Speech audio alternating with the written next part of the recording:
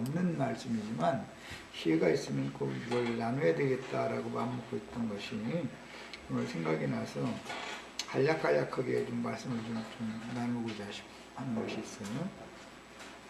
구약시대에 보면은 문둥병이나 유출병이나 뭐 이런 병이 걸린 사람은 이스라엘 진 밖으로 쫓아내도록 하는 율법이 있었습니다. 민수기 5장에 나오는 말인데 같이 민수기 찾아서 읽어보겠습니다. 민수기 5장 5절까지 봅니다.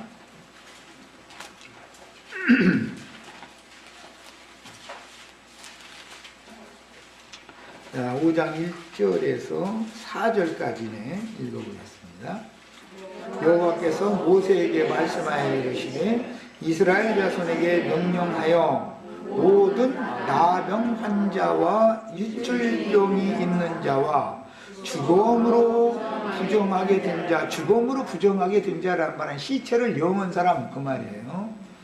또는 이제 장사를 한 사람, 시체를 만져야 무덤에다 이렇게 시체를 넣고 흙으로 덮으려면 시체를 만져야 되니까 죽음으로 부정하게 된 자를 다 진영 밖으로 내보내되 남녀를 막론하고 다 진영 밖으로 내보내어 그들이 진영을 더럽히게 하지 말라. 내가 그 진영 가운데 거하느니라 하시매 이스라엘 자손이 그같이 행하여 그들을 진영 밖으로 내보냈으니 곧 여호와께서 모세에게 이르신 대로 이스라엘 자손이 행하였더라.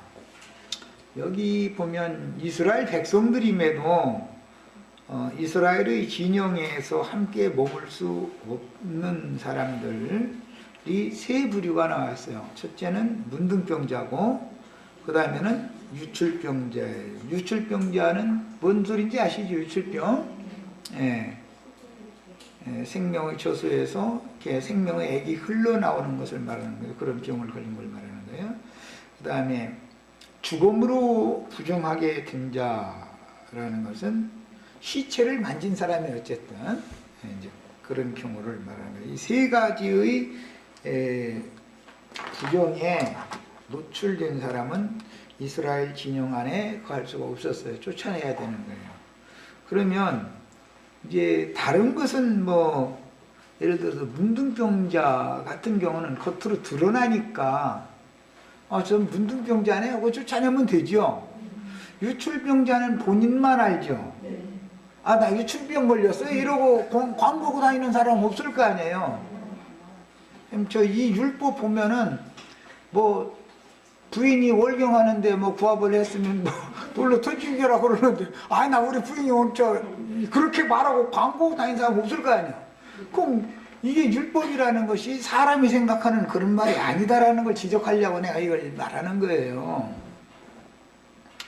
자, 그처럼 어쨌든 성경에서는 생명을 다루는데 생명을 자꾸 잃고 죽어가고 소실되어져 가고 아주 죽었고 하는 경우는 다 부정하다 이거예요. 이제 그것을 말하고자 하는데 문둥병자, 유출병자, 죽음을 시체를 만진 자 이렇게 성경에서 표현을 한 거예요.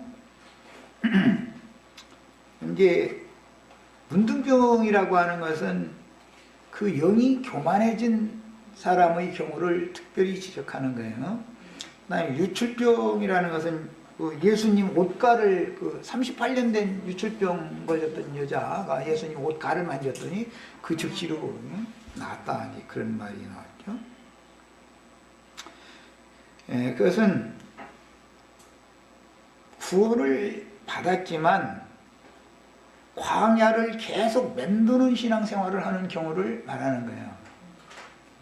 완전한 데 나가지 못한다고 말이에요. 사람들은 사실은 생명으로 나아가고 있는 게 아니라 죽어가고 있다 이거예요. 자꾸 생명이 소실되고 있는 거예요. 그 다음에 마지막에 이제 시체를 만지거나 이제 무덤을 뭐 접촉하거나 뭐 이제 그런 사람들인데 이것은 시체를 만졌다라고 하는 것은 가르치는 사람 자신이 죽은 자다가요. 그런데 그 사람과 앉아서 이렇게 뭐 말씀이라고 그런 걸 가르침을 받으면 같이 죽는다. 너도 죽는다. 지금 그 말이에요.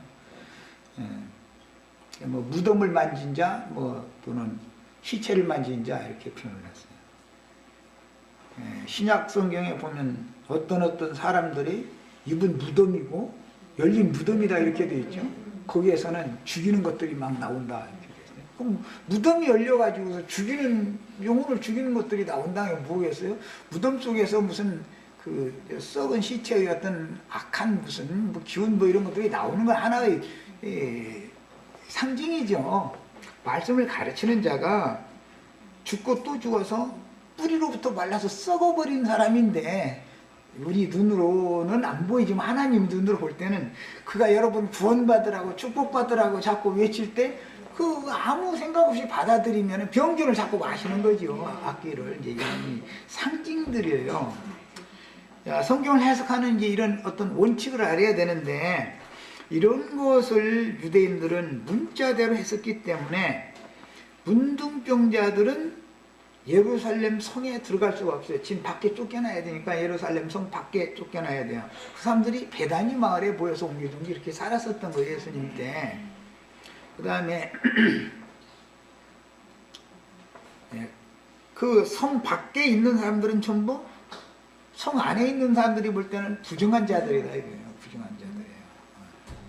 그런데 유대인들은 문자대로다 보니까 대제사장이나 그 밑에 있는 제사장들이나 율법사, 서기관, 바리새인 이런 사람들은 자신들은 거룩한 사람들이고 저 사람들은 하나님이 버린 자들이다라고 판단했기 때문에 성 안에 하나님을 만나러 가려면 성 안에 가서 제물을 가지고 가서 제사를 해야 되는 제사를 할 수 있는 권을 박탈해버린 것이었거든요. 그런데 실제로 제사를 받으실 예수님은 그들을 찾아간 것이 아니라 문둥이촌에 찾아갔다. 지금 그걸 말하는 거예요. 그 창녀촌에 찾아가시고 문둥이촌에 찾아가시고 그런 거예요. 그 사람들은 감격하는 것이죠. 유대인들의 하나님은 거룩한 하나님 성전에 앉아서 나를 경배하러 들어와라. 율법에는 하나님 앞으로 나와라 라고 하는 거니까 율법이라는 건. 그런데 자신들 하나님 앞에 갈래 자격이 없는 거예요. 율법에 따라 정죄를 받았기 때문에. 그런데 실제 그 예배를 받으셔야 되는 하나님과 대제사장이신 예수님이 와라 하는 것이 아니라 거룩한 곳에 높은 곳에서 이리로 와라 하는 게 아니라 아니 문둥이촌에 창녀촌에 찾아와 주신 거예요. 그러면 이게 뭐 말할 수 없이 감격하는 거죠. 그건 이제 구약 성경에서는 그런 용어를 권고하셨다. 권고라고 우리말로는 번역을 했어요. 이것은 지극히 높으신 가장 높으신 왕이 아주 미천한 촌부의 집에 가셔서 허리를 굽혔다 그런 뜻이에요. 문자적인 뜻이 그런 뜻이에요. 그대로 적용이 됐죠. 권고 하나님이 저를 불쌍히 여기시고 권고하셨더라. 누구를 불쌍히 여기셨냐면 진 밖에 쫓겨난 사람들, 하나님 앞에 나갈 수 없는 하나님의 영광 앞에 갈 수 없는 사람들을 권고하셨다. 이것이 복음입니다. 그 다음에 성경을 읽다 보면은 문둥병에 걸린 왕들 이야기가 몇 사람이 나와요. 히스기야라는 사람이 문둥병에 걸렸었어요. 그 다음에 아사리아라는 왕도 문둥병에 걸렸었어요. 우시야라는 사람도 문둥병에 걸렸었어요. 죽는 날까지. 그래서 별궁에 이렇게 지내고 그 아들이 대신해서 그 왕권을 행사하고 이런 이야기들이 나와요. 열왕기하 20장 7절로 8절 히스기야 이야기부터 읽어보겠습니다. 지난번 번역은 거기 번역이 훨씬 좋았는데 이번 번역은 좀 이 번역자들이 좀 이 문제를 잘 확실하게 이해를 못했던 것 같아요. 그 신학자들이. 그래서 이번 번역은 조금 더 미흡하게 번역을 했지만 그래도 이제 내용은 우리는 알고 읽어야 되니까 20장 1절부터 7절까지 읽어봅니다. 그때에 히스기야가 병들어 죽게 되매 아모스의 아들 선지자 이사야가 그에게 나아가서 그에게 이르되 여호와의 말씀이 그때라는 것은 앞에 쭉 보면은 모든 것을 풍요롭게 하나님 해주시다. 아주 히스기야를 강성하게 해준 거예요. 그때 히스기야가 병이 들더라는 거예요. 뭘 그냥 뭔가 잘 못되게 만들라고 알그지를 만들어 놨더니 병드는 게 아니고 무언가가 그냥 잘 되고 나니까 병이 드는 거예요. 그때.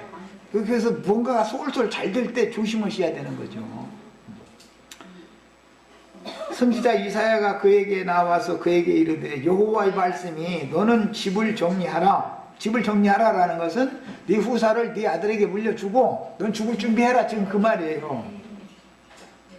네가 죽고 살지 못하리라 하셨나이다. 히스기야가 낯을 벽으로 향하고 여호와께 기도하여 이르되 중들만 면벽 기도하는 게 아니죠. 죽을 병 들으면 살려달라고 면벽 기도하는 거예요. 여호와여 구하오니 내가 진실과 전심으로 주 앞에 행하며 주께서 보시기에 선하게 행한 것을 기억하옵소서 하고 히스기야가 심히 통곡하더라. 이사야가 성읍 가운데서도 이르기 전에 여호와의 말씀이 그에게 임하여 이르시되 심히 통곡했다는 건 내가 하나님께서 나에게 모든 것을 잘해주셔서 나라를 부강하게 되게 하니까 내가 교만해졌어야 하고 그 왜 병이 왔는지를 깨닫고 돌이켰다 지금 그 말이잖아요.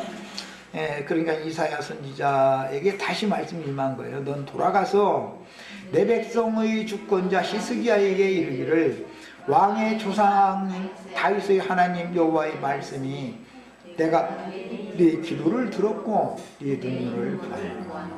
사람이 돌이키면 하나님은 사면해 주신다라는 것을 이제 여기서 알 수 있죠. 내가 너를 낫게 하리니 교만한 영과 높아진 마음을 치료를 해주려면 그만한 당연은 삭시 집을 지어줘야 되는 거예요. 값이 버는이 공짜는 없어요.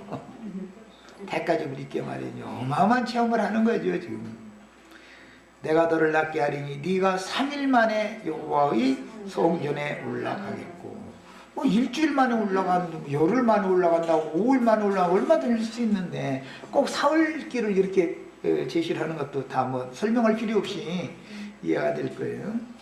내가 네 날에 15년을 더할 것이며 내가 너와 이 성을 아수르 왕의 손에서 구원하고 내가 나를 위하고 또 내 종 다윗을 위하고 히스기야를 위하는 게 사실은 아니죠. 그분의 자신을 하나님 자신의 영광을 위하는 것이고 다윗 왕과 이 사람의 이제 선조인 이스라엘 왕의 일대 왕인 태조죠. 그러니까 태조 왕인 다윗과 맺은 약속이 있기 때문에 그것을 위함으로 이 성을 보호하리라 하셨더라. 이사야가 이르되 무화과 반죽을 가져오라 하매 무리가 가져다가 그 상처에 놓으니라. 그런데 원문 지난번에는 종기짜리 종처라고 되어 있죠. 그것이 잘 번역한 거예요. 여긴 상처라고 한 것은 지금 이것은 굉장히 지금 이번 번역을 한 이 신학자들이 이 의미를 전혀 이해하지 못하고 있는 거예요. 문자대로도 이 스트롱 넘버 7822번 쉐힌이라고 하는 것은 종기를 말하는 거예요. 종기. 이게 상처가 아니라 종기자리에다가 놔라. 이것은 독종이 발했다 이렇게 표현하죠. 종기. 뭐 이마에 독종이 발했다 뭐 이런 말은 뭐냐면 그 사상이 아주 하나님을 대적하는 교만한 영이 막 그 사상을 지배하게 됐다. 그건 독종의 경우는 문둥병으로 제사장이 진단을 내리도록 레위기 15장에 나오는 말씀에 거기서 기난 말인 거예요. 레위기 13장에 나오는 말이에요. 야, 그래서 이것은 문둥병인데 여기를 상처에 놨다고 그래서 원은 종기짜리 종처다 이거예요. 계시록에서도 보면 독종이 발하는 사람들이 있죠. 그 종 선지자들이 말씀을 전하면 독종이 발하는 자들이 하늘의 하나님을 세방해가면서 대적한다고 그랬잖아요. 그 말인지 무슨 뜻인지 이해가 되죠. 형제 자매님들이 가서 소위 말하는 예배당 다니시는 평신도들한테 전도를 하면 독종이 발을 잘 않죠. 모르니까 이게 독종이 발하지 않는데, 그래도 뭐 신학을 했다고 해서 그럼 신학물 먹었다고 자랑하는 사람들 하면은 자기 교리 이마에 이게 막 독종이 막 발하죠. 푸른 점이 생기다가 나중에 막 이제 이렇게 막 뒤집어지죠. 이렇게 푸르스름하다가 울긋불긋해졌다가 그냥 막 뒤집어지는 거예요. 그런 거 보고 독종이 발했다 그래요. 그거 만나보셨죠 다. 그런 사람들이 그게 문둥병의 혹한 종기가 이게 발생하는 거예요. 그 문제가 구약 성경에서부터 문둥병 여기가 나오면 실제로 육신적인 문둥이 촌의 사람들을 얘기하는 게 아니라 예수님이 자기들에게 진리의 증거를 할 때 부들부들 떨어가면서 저 죽일 놈이라고 하는 게 독종발한 것이죠. 그게 결국은 알고 보면 자기들 보고 온 소리인데 문자대로 해석을 하니까 문둥이촌에 있는 사람들이라고는 그 사람들한테 가서 고름 자기네들한테 옮길까 봐서 밥도 안 먹어. 그런데 예수님 그 문둥병 옮겨서 죽었다는 말은 없잖아요. 그런 걸 보면은 성경을 이해하고 해석하는 관점들이, 성경 자체를 보는 관점이 너무 전혀 하나님의 편에서 보는 게 아니라 인간적이고 육신적이고 사람의 편에서 보던 걸 본다 이거예요. 하나님의 편에서 보는 것들이 90%가 있어도 10%를 사람의 교훈을 갖다 넣어버린다 이거예요. 이렇게 해서 모든 영혼들을 다 죽이는 거예요 지금. 그러니까 온 땅에 지금 문둥병이 퍼져나가고 있는 거죠. 역병이. 그 다음에는 열왕기하 15장에 이제 그 아사랴라는 왕이 문둥병 발하는 얘기가 나왔는데 앞에 열왕기하 15장을 보겠습니다.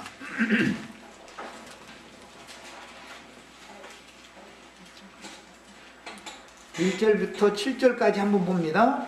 이스라엘 왕 여로보암 제27년에 유다 왕 아마사의 아들 아사랴가 왕이 되니, 여로보암 2세 왕 때 아사랴라는 사람이 남왕국의 왕이 됐더라 그 말이야.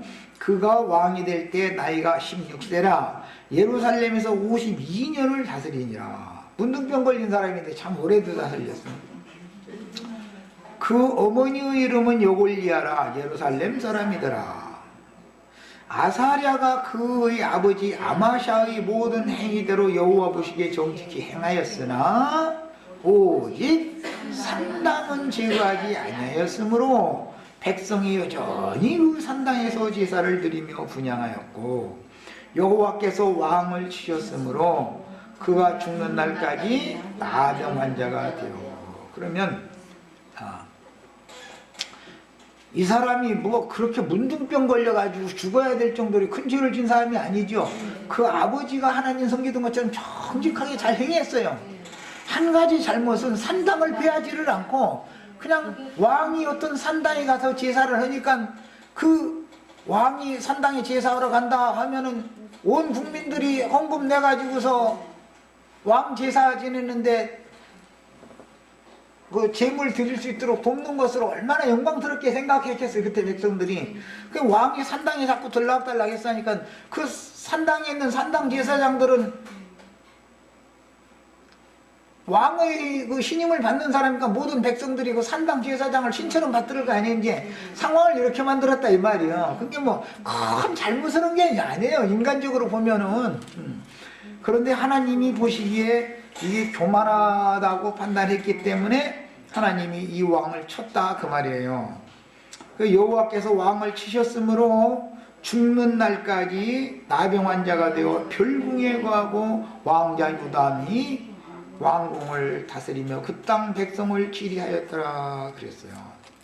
그러니까 목회를 하던 선배라도 그가 많은 성도들을 불러 모으고 하나님께 돌려야 되는 영광을 성도들에게 해서 지가 다 받고 이렇게 되면 그가 아무리 훌륭한 왕이지만 쳐버린다 이거예요. 쳐버리고 그에게서 주권을 빼앗아 가지고 그 후계자에게 딱 줘가지고 교회에서 힘없는 목회자 노릇하게 만들 수가 있다 이거예요. 기독교 교회 그런 경우 참 많이 볼 거예요. 그러면은 당회장 목사는 부목사님을 미워서 살 수가 없어 이제. 그럴 일이 아니지요. 돌이켜야지요. 주님께서 왜 나에게서 모든 이 권위를 빼앗아가지고 부목사한테 줬을까? 에? 오히려 모든 양무리들은 부목사가 설교하면 돈 해가지고 내가 설교를 해서 선다고 막 연구하고 적고 쓰고 막 해가지고 가서 다 해줬는데도 냉랭하고 앉았고, 아 부목사가 한 번이나 어떻게 설교를 하면은 은혜 받았다고 날려고 그러면은 무슨 뜻이에요? 왕권을 하나님이 뺏어버렸다 이거예요.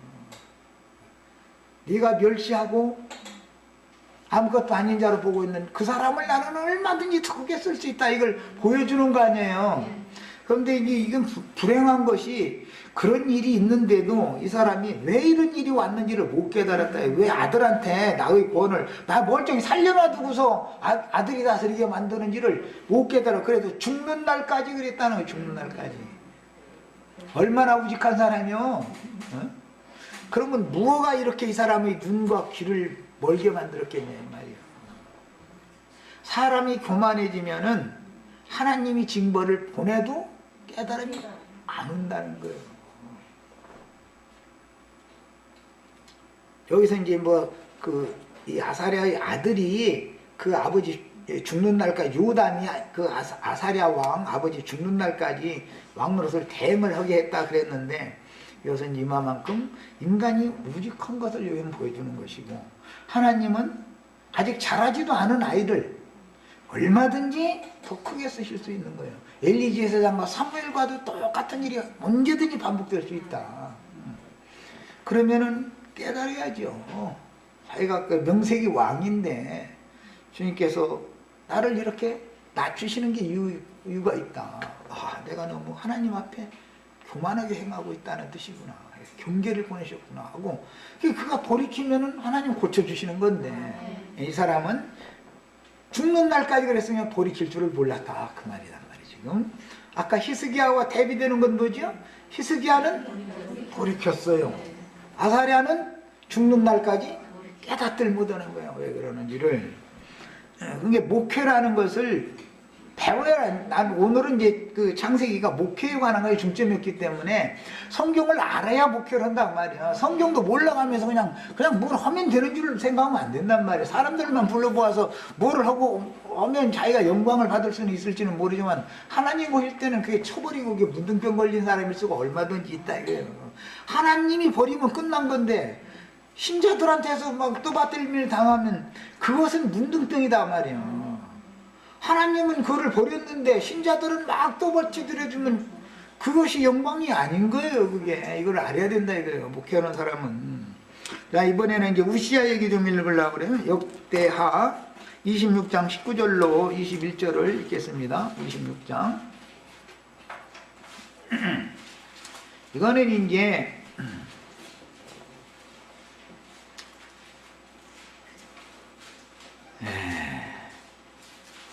우시야 왕이 제사장권을 박탈해가지고 지가 왕권과 제사장권을 말하자면 이제 독재 정치를 하게 됐다. 이제 그걸 말하는 이야기인데, 역대하 26장 19절로 21절 읽어보겠습니다.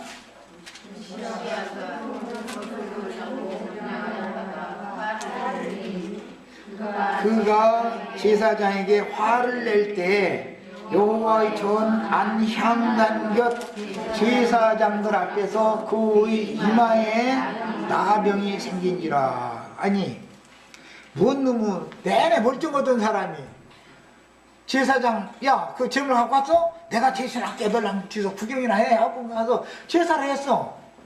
다윗이나 솔로몬 제사를 했는데 문둥병 걸리지 않았죠. 근데 왜 이 사람이 제사를 하면 문둥병이 걸렸어? 똑같은 왕인데. 그러니까 구약시대에는 사실은 왕권과 제사장권과 선지자의 권이 엄격하게 분리가 돼 있었죠. 그러나 다윗 왕은 제사를 했어도 제사를 기쁘게 받으셨어요. 다윗의 선배왕이었던 사무엘이 제사를 한다고 좋은 재물을 끌고 왔는데 그 재물 끌고 온 것 때문에 왕궁 오히려 뺏겼어요. 똑같은 왕인데 누가 제사를 하면 되고 누가 제사를 하면 왜 안 되냐 하는 걸 우리는 생각을 해봐야 된다 이거예요. 강탈해서 빼앗은 재물이나 또는 하나님이 받으심직한 재물이 아닌 눈먼 것, 병든 것, 저는 것들을 갖다 드리는 재물이나 이런 경우에는 제사장 자신을 하나님이 심판한다고요. 제사장 자신을. 지금 우시아라는 사람은 제사를 드렸는데 하나님이 그 제사를 받으시지를 않고 대제사장이 옆에 있다가 뭐라고 말하느냐면 그가 강성함에 16절에 이렇게 돼 있죠. 우시아가 강성함에 하나님 축복을 준 거예요. 그 마음이 교만하여 악을 행하여 그 하나님 여호와께 범죄하되 곧 여호와의 성전에 들어가서 향단에다가 분향을 하니라 그랬어요. 아니 하나님 앞에 가서 왕이 기도하면 뭐가 잘못돼? 당연히 해야 될 일이지. 그런데 교만해져 가지고 기도를 하면 바리새인과 세리의 기도와 같은 그런 기도를 하게 돼 있다 이거예요. 자기 공로로 자기가 뭐 나라를 잘 다스려 가지고 이 나라가 부강하게 됐다 이런 생각을 가지고 기도를 한다라고 하면 하나님께 영광을 돌리는 게 아니라 모든 영광을 자기가 사실 다 받는 자기를 자랑하는 기도가 나왔다라는 것을 여기 감춰놓고 있는 거다 그 말이에요. 분양한다는 기도한다는 걸 말하는 건데 왕이 국가를 위해서 기도할 때 국가가 예를 들어서 비가 계속 안 와서 국민들이 다 굶주리고 도탄에 빠졌다. 그래서 가서 겸비하게 제사를 하면서 기도를 해서 분양을 했으면 하나님이 그 왕의 기도를 안 들을 리가 없죠. 내가 말씀을 잘못 가르치고 나라를 내가 잘못 다스리니까 하나님이 나를 징벌을 하시느라고 이 나라에 비를 내리지 않아서 이 나라 흉년이 기근이 계속 들어가지고 나에게 맡긴 이 약물이가 이 백성이 지금 다 굶주리고 있는데 이것은 다 내 죄입니다. 이렇게 하면 비를 당장 내려주시지요. 농사 잘 되게 해주시지요. 야, 아무리 나름대로 연구하고 이 자료도 찾아보고 저 자료도 뒤져보고 기독교 서점이라는 데는 다 다니면서 유명한 설교집 다 읽어보고 해가지고 설교를 하는데 백성들이 메마른 가슴으로 됐네 뭐 이러고 뻔히 있다가 그냥 마지못해서 왔다가 점점 앞자리는 비우고 저 뒷자리로 다 가다가 나중에 하나씩 없어져.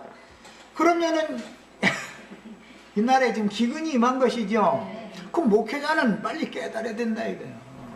사실은 나를 징벌을 하시는데 백성들이 지금 도탄에 빠졌구나. 내가 잘못 다스리는 것 때문에 이걸 생각을 해야 되는데 그 사람이 무엇해서 그러고 그 사람이 무엇해서 자꾸 자기 백성 탓만 하는 거예요.